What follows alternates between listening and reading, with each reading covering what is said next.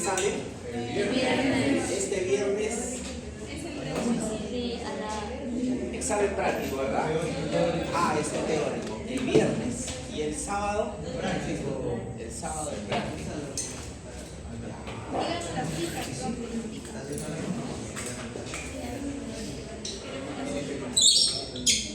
Bien. El día de hoy, jóvenes, vamos a realizar un pequeño recordatorio de la región retroperitoneal y pared posterior del abdomen. A ver, en este caso, recuerden que la región retroperitoneal o pared posterior del abdomen no solamente involucra pues estructuras rígidas como son los huesos, los músculos, las fascias y el paquete vasculonervioso, sino también estructuras viscerales importantes.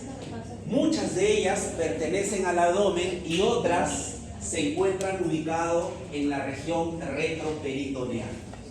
Bien, estas estructuras básicamente están conformadas.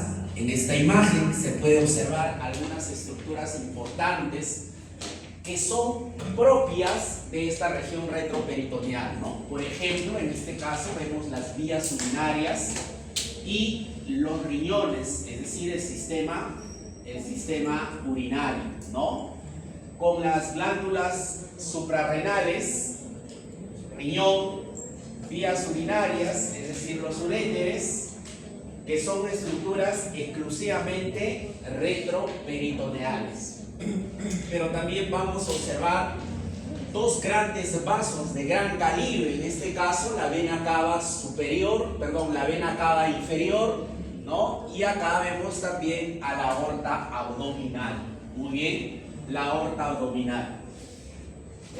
Sin embargo, otras estructuras que acompañan a estas, por ejemplo, de las que estamos observando, nos hace recordar también que esta región posterior del abdomen presenta un límite posterior. El límite posterior está dado básicamente por el diafragma, ¿ya? El diafragma, recordemos también, está desarrollado básicamente por los músculos, ¿no? Estos músculos que ustedes lo han observado ya en la teoría. ¿Cómo se llama este músculo?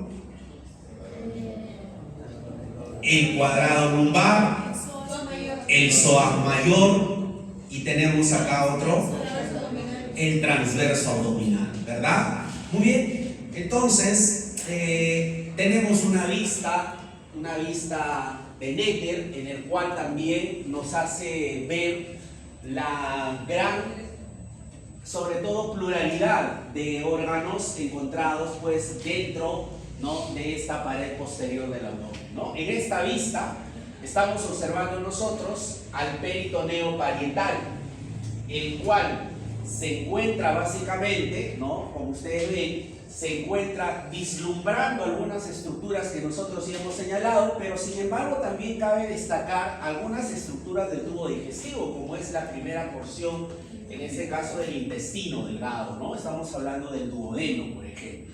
El duodeno, ¿no?, así como también estamos hablando del páncreas, ¿no?, que es un órgano retroperitoneal, a excepción de la cola, por ejemplo, que se peritoniza hacia la región anterior.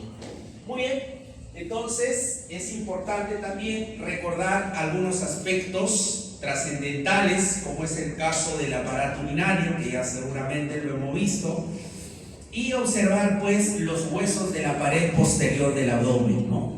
Ahí tenemos nosotros la estructura rígida que compone a la pared posterior del abdomen. Básicamente está conformado por las vértebras, en este caso vértebras lumbares, ¿sí? Las vértebras lumbares, las dos costillas flotantes, 12ª y 11ª costilla, está conformada en este caso por la cresta ilíaca, ¿no? Ambas crestas ilíacas con los huesos coxales respectivos.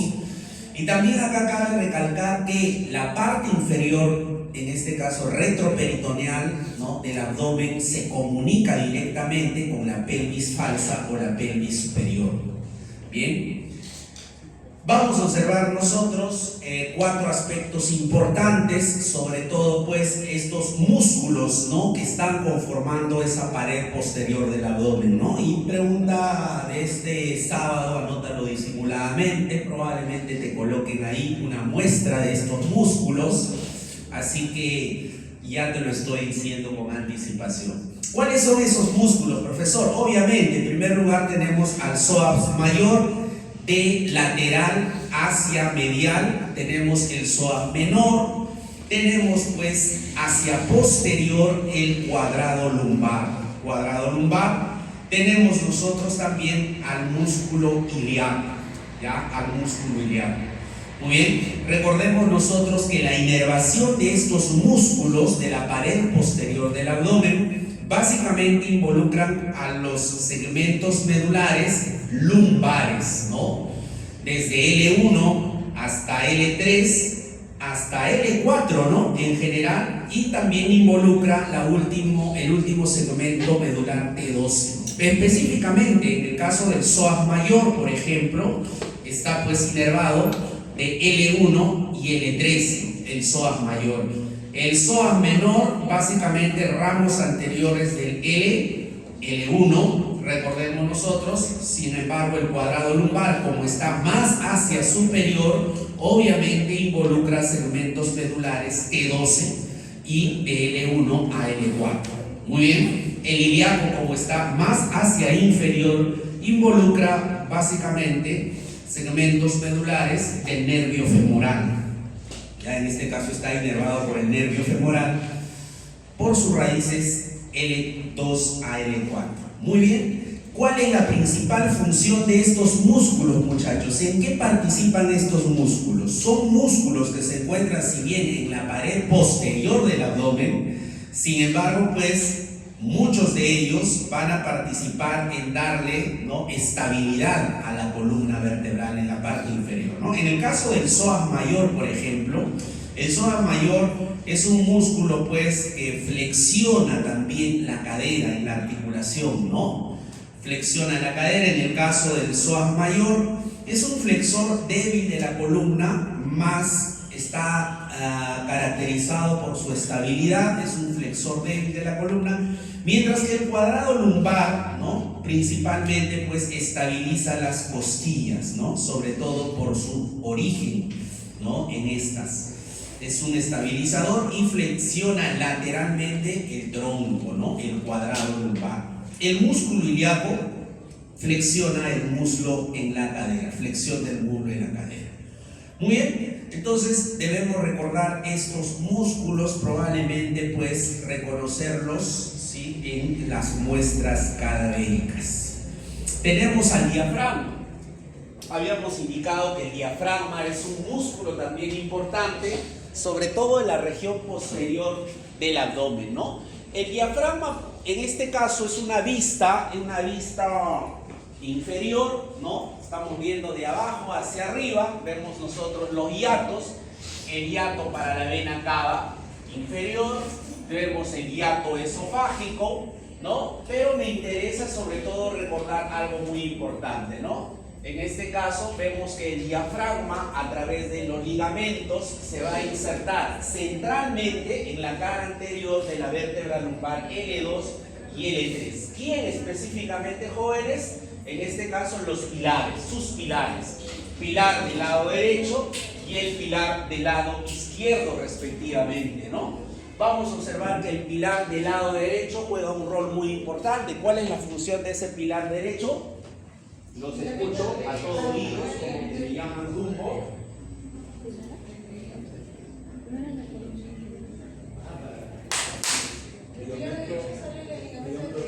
Muy bien, origen del ligamento de Treis. Pregunta de examen de este sábado, anótalo disimuladamente. Bien, entonces estamos observando también, ¿no?, que sobre todo paralelamente a estos, podemos también recordar la famosa cadena simpática o el tronco simpático, el cual recorre desde tórax hasta abdomen, ¿no? En la parte posterior de estas vértebras lumbares vamos a poder evidenciar ello. Sin embargo, también esta pared posterior del abdomen me llama la atención la arteria aorta, el cual, ¿no? Provoca su primera rama, en este caso la arteria frénica inferior. Observen esta arteria frénica inferior encargada de la vascularización de la cara inferior del diafragma, pero también juega un rol muy importante, ¿no? ¿Qué cosa vasculariza la arteria frénica inferior, jóvenes? ¿Alguien me podría decir? Función de la arteria frénica inferior, aparte de la vascularización, ¿qué cosa más vasculariza? ¿Qué órgano? Un órgano muy importante, endocrino, diría yo. Muy bien, las glándulas suprarrenales. Recuerden que las glándulas suprarrenales están sumamente vascularizadas. Toda glándula está sumamente vascularizada por su rol, ¿no? Recuerden la secreción de hormonas. Es directamente secretada hacia los vasos sanguíneos. Por lo tanto, la arteria frénica inferior juega un rol muy importante, sobre todo irrigando la parte superior, la cúpula de las glándulas adrenales o suprarrenales. Muy bien. Pero también vamos a observar acá estos pilares que ya lo habíamos mencionado. Observen la disposición de la cara superior, y esta es la cara, ¿no? En este caso posterior del abdomen, conformado básicamente por el diafragma. Muy bien. Observamos pues también, sobre todo, las estructuras musculares, ¿no? En este caso los pilares respectivos. Algo muy importante que ustedes deben ya familiarizarse son las radiografías, ¿sí? Las radiografías de tórax y de abdomen, ¿ya? Yo creo que ya deberían estar viendo en sus ratos libres, ¿no? Radiografías para poder justamente evidenciar anatomías de las diferentes estructuras. Por ejemplo, acá estamos evidenciando nosotros sobre todo las cúpulas diafragmáticas, ¿no? Estas cúpulas diafragmáticas que muchas veces se encuentran casi relacionado con la base de los pulmones, ¿no? Entonces muchas veces se encuentra por encima de ellos o por debajo de ellos, ¿no? Estas cúpulas que se logran ver con una imagen radiolúcida, ¿no? Es una línea negra oscura, ¿ya? El cual discurre generalmente y generalmente se confunde con el borde inferior de la base, ¿de dónde? Del pulmón. Y generalmente cuando existe ascitis, por ejemplo, acúmulo de líquido en el abdomen, estas pues cúpulas logran en este caso, ¿sí?, aumentar sobre todo su longitud, ¿no?, hacia el tórax. Vamos a observar también acá, en esta imagen, ¿no?, vamos a observar el peritoneo parietal. Observemos nosotros, ¿sí?, que han sido básicamente cortados ellos, esos bordes peritoneales, ¿no?, en el cual pues nos hace ver sobre todo las implicancias del famoso duodeno, ¿no? El duodeno es un órgano retroperitoneal, al igual que el páncreas también estamos observando nosotros acá, ¿sí?, y al igual que estructuras del sistema urinario, ¿no?, del sistema urinario. Muy bien, la disposición es muy importante. Observemos la famosa pinza de... A ver, ¿alguien se acuerda? ¿Perdón? ¿No los escuché bien? La pinza aortomesentérica que te viene también en este examen, ¿ya? Así que anótalo disimuladamente. No le digas que yo te dije algo. Muy bien. A ver, lo importante no es aprobar con 20, lo importante es aprobar con 11, pero sabiendo, ¿ya? Siéntete orgulloso si sacas un 11, pero tú tienes que reflexionar y decir, sé algo de anatomía, merezco este 11, yo creo que sí merezco porque es una nota probatoria, ¿no? Y no luchemos solamente por la nota, jóvenes. La nota es lo de menos, porque nota vas a poder sacar después de la universidad, cuando compitas en el CERUM, en el residentado, en la subespecialidad, o no sé. Entonces, vemos también algunas características importantes de la aorta, sobre todo pues sus ramas, ¿no? Debemos entender nosotros las ramas, debemos no solamente conocer, sino entender su vascularización a las diferentes estructuras. Ahí está. Recordemos toda la aorta abdominal con el tronco celíaco. Dijimos nosotros que sus primeras ramas involucran básicamente a las frénicas inferiores. Tenemos nosotros al tronco celíaco, ¿no? A la arteria mesentérica superior. Tenemos a estas arterias testiculares u ováricas, que probablemente ya lo han llevado ya en el curso, en este caso de... lo van a llevar, ¿no? Lo van a llevar en perineo masculino y femenino, no, en aparato reproductor masculino y femenino, las implicancias de su vascularización, las arterias mesentéricas inferiores, y observen en este caso, sobre todo, pues, el origen de las arterias renales, ¿no? Muy bien, entonces ahí tenemos nosotros todas las ramas implicadas. La vena cava inferior, la disposición de esta, ¿no? Recorriendo sobre todo la cara posterior de la cabeza del páncreas, y en este caso la cara posterior entre sobre todo pues el límite del estómago y la primera porción del duodeno, ¿no? Está más hacia la derecha. En este caso está más lateralizado en relación a la arteria aorta, que en la cavidad abdominal se hace más central. Muy bien. Vemos también en este caso, sobre todo, pues su disposición ya en la parte baja del abdomen. Observen que esta se medializa, ¿no? Y prácticamente se coloca en su tercera parte detrás de la arteria aorta, ¿no? Para cada una de ellas bifurcarse, ¿no? En este caso. Muy bien, vamos a observar también sobre todo pues las venas ácigos, que son muy importantes. Recuerden que estas venas ácigos, ¿no? Van a recorrer también esa pared posterior del abdomen, ¿no? Y nacen básicamente en la vena cava inferior, ¿no? La vena cava inferior, el cual pues nos genera sobre todo las venas iliolumbares, ya la vena lumbar, las venas lumbares, las cuales generan esta vena lumbar ascendente, ¿no? La vena lumbar ascendente, el cual se une, ¿no? Drena en la vena hemiácigos, que nace directamente de la arteria renal izquierda, ¿no? Entonces la vena renal izquierda, en este caso pues, ¿no? Está generando la vena ácigos.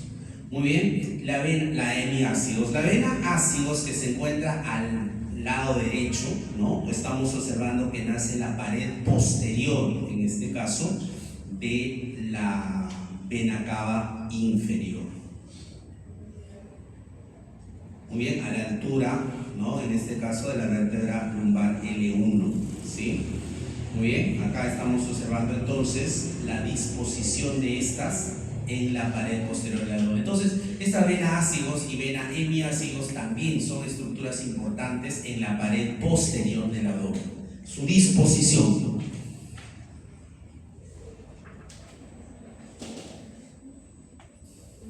Muy bien, y acá tenemos los vasos linfáticos, ¿verdad? No solamente vasos linfáticos, sino nódulos linfáticos. Hablamos de los linfáticos abdominales, los cuales se disponen básicamente en la gran vasculatura que tenemos nosotros en el abdomen. Van a observarse sobre todo dispuestos en la cara anterior, ya, de la pared de la arteria aorta principalmente. Por eso que reciben básicamente esos nombres, ¿no? Plexo aórtico, plexo celíaco.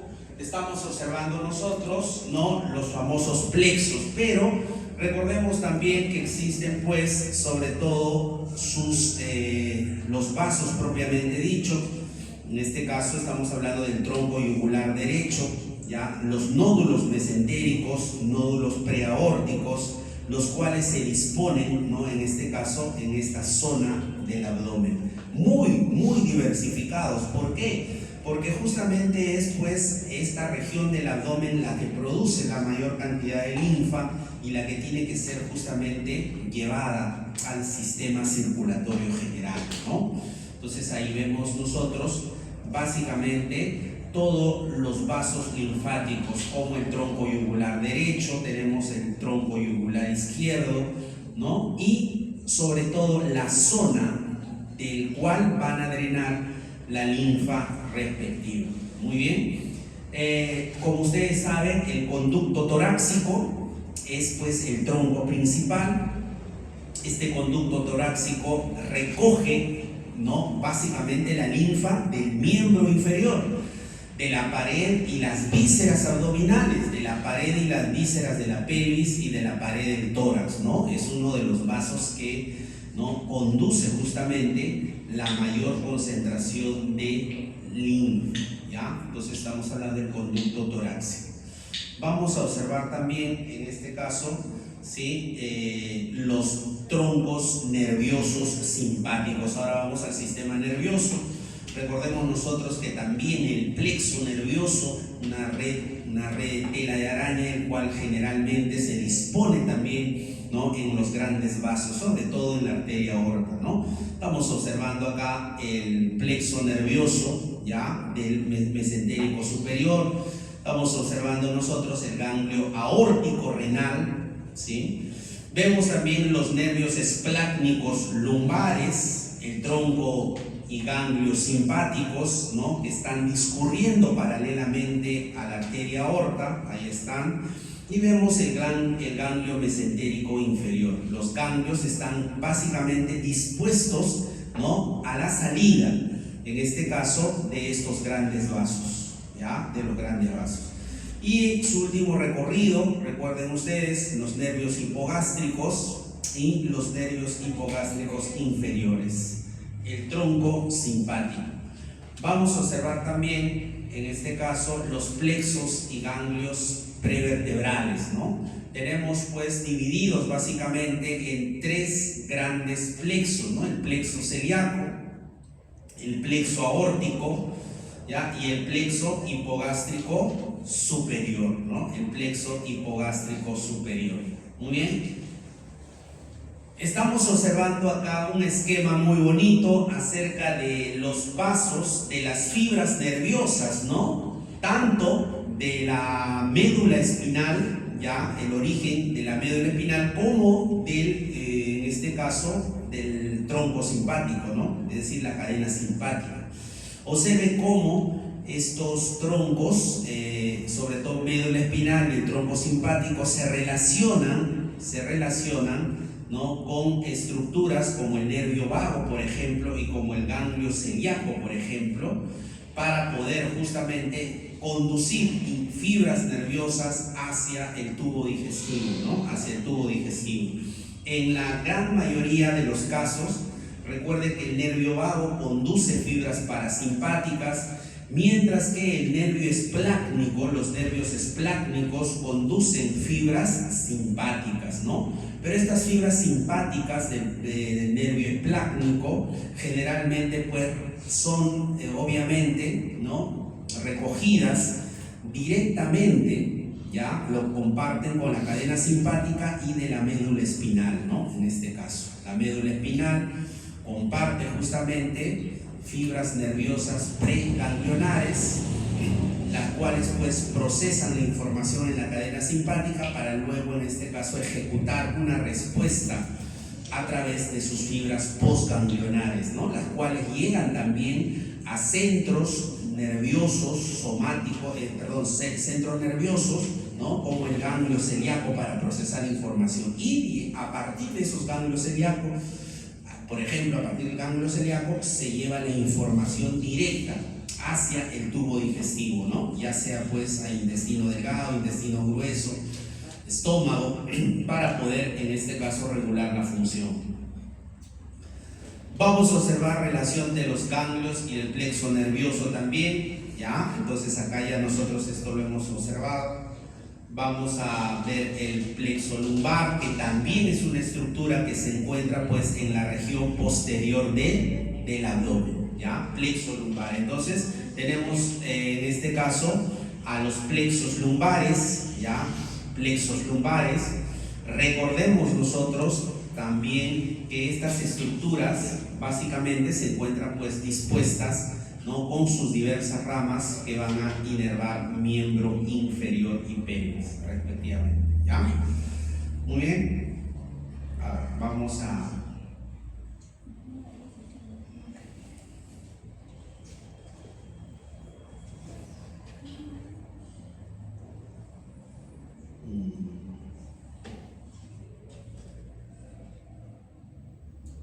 ya.